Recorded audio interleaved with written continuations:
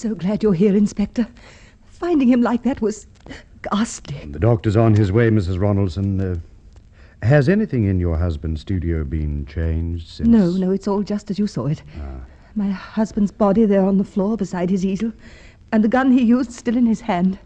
You say he was alone in the apartment at the time this happened? That's right. I'd gone out on an errand to get a tube of paint he needed.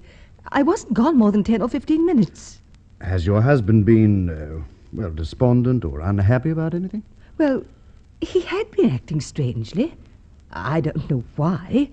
He was becoming very successful in his work. Several magazines had begun to use his pictures. How do you mean, acting strangely? Lately, he seemed to resent the fact that I, too, know something about painting. He seemed suspicious of everything, even of me. And was there any reason for his suspicion, Mrs. Ronaldson? Of course not. Oh, I suppose I have made a few friends of my own. But Paul, my husband, worked at his painting such long hours that if I hadn't... Yes, of course. Now, perhaps if we start from the beginning... But I've told you all I know. My husband was working in his studio. He asked if I'd mind going out to buy this tube of blue paint. He said he wanted to mix a deep yellow, and he already had the orange he needed. I chatted with the clerk at the little artist's supply shop. And after that? After that, I came back here with the paint I'd gone after and found your husband dead, just as you'd left him. I'm holding you, Mrs. Ronaldson, for the murder of your husband.